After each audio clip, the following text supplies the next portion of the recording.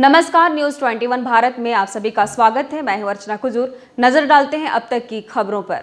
इलाज के दौरान मरीज की मौत के बाद झारखंड के सबसे बड़े अस्पताल रिम्स की कुव्यवस्था पर उठ रहे सवाल। अस्पताल पर लापरवाही का आरोप लगा रहे परिजन। राज्य के सबसे बड़े अस्पताल रिम्स की व्यवस्था पर सवाल उठना कोई नई बात नहीं है। इलाज के दौरान एक मरीज की मौत के बाद अब एक बार फिर से अस्पताल की व्यवस्था पर लापरवाही का आरोप लगा है। जानकारी के मुताबिक इलाज के दौरान हजारीबाग के रहने वाले प्रदीप मेहता नाम के एक मरीज की मौत हो गई, जिसके बाद परिजनों ने अस्पताल पर लापरवाही का गंभीर आरोप लगाया है। परिजनों के आरोप के बाद अब फिर से रिम्स के कुव्यवस्था पर सवाल उठ रहे हैं। मृतक के परिजनों ने आरोप लगाते हुए कहा कि डायलिसिस के लिए ले जाने के क्रम में ट्रॉली मैन खाली ऑक्सीजन सिलेंडर से मरीज को ऑक्सीजन दे रहा था, जिसके कारण मरीज की मौत हो गई। परिजनों ने कहा कि वे बार बार बता रहे थे कि मरीज की सांसें फूल रही है, लेकिन उस पर ध्यान नहीं दिया गया।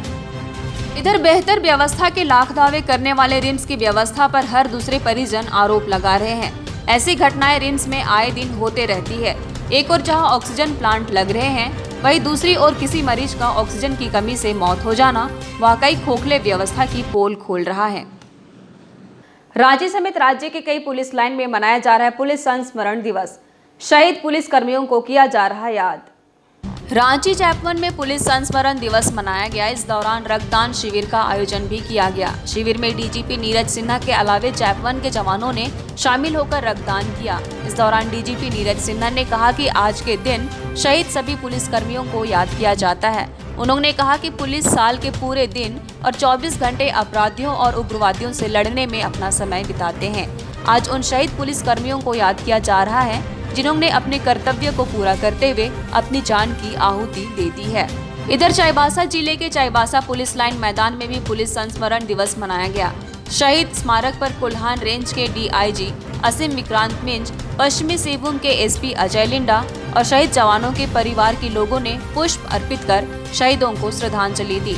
उन्होंने बताया कि 1 सितंबर 2020 से 31 अगस्त 2021 तक देश में कुल 377 जवान कर्तव्य का पालन करते हुए शहीद हुए हैं। झारखंड के विभिन्न जिलों से 4 जवान शहीद हुए हैं। पुलिस अधीक्षक अजय लिंडा ने कहा कि अदम्य साहस का परिचय देते हुए अपने कर्तव्य का पालन करते हुए जिन जवानों ने अपनी शहादत दी है, आज हम उन्हें याद कर रहे हैं। श्रद्धांजलि कार्यक्रम के बाद डीआईजी और एसपी ने पश्चिमी सिंहभूम जिले के शहीद होने वाले जवानों के परिजनों को सम्मानित भी किया। रांची में एक व्यवसायी से करोड़ों की रंगदारी मांगने का मामला आया सामने। पीएलएफआई उग्रवादी से हुई पूछताछ।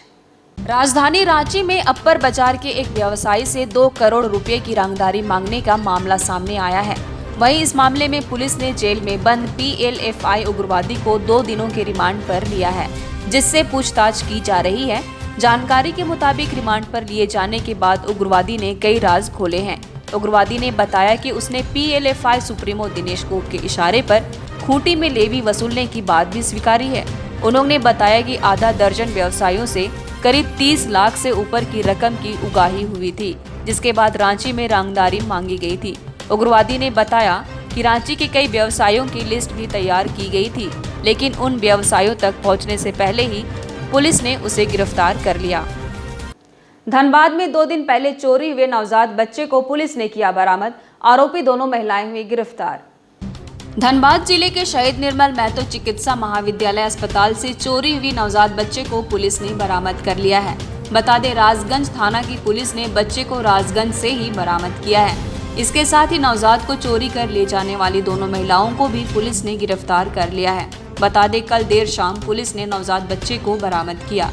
आपको बता दें, बीते मंगलवार को ही शहीद निर्मल महतो चिकित्सा महाविद्यालय अस्पताल से एक नवजात बच्चे की चोरी हो गई थी। वहीं नवजात बच्चे की चोरी करने वाली दोनों महिलाएं की तस्वीरें भी सीसीटीवी कैमरे में कैद हुई थी। घटना के बाद अस्पताल में सनसनी मच गई थी।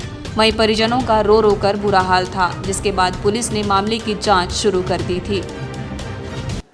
रांची में आसमान हुआ साफ। आज से बढ़ेगी सुबह शाम की ठंड। अगले 3 दिनों में तापमान में गिरावट के हैं आसार।